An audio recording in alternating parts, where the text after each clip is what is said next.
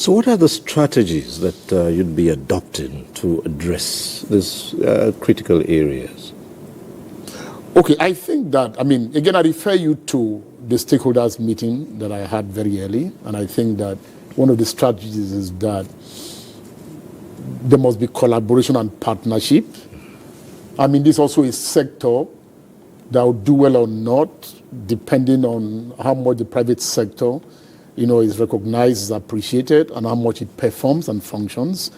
So collaboration and partnership is key. One of the things that I've discovered is that currently we don't have an industrial policy, right?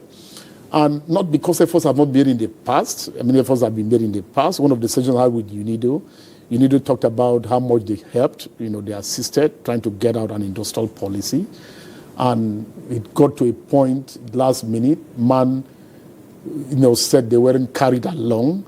And for me, this was a bit strange. You can't have an industrial policy for country, and Manufacturers Association of Nigeria, it doesn't make an input to that kind of policy. So that's what I'm talking about.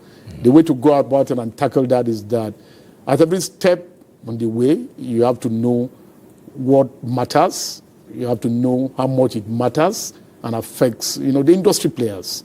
So on that day, I announced the setting up of an Industrial Revolution Work Group, IRWG, where I'm chairman of that IRWG, and the president of MAN is the co-chairman, and you have, the different leaderships of NASMI, of NASIMA, of OPS, and all of that being members. And then back in the ministry, you have all agencies that are industry related. Because, with the separation of mandates into industry and trade and investment, what followed too was the separation of agencies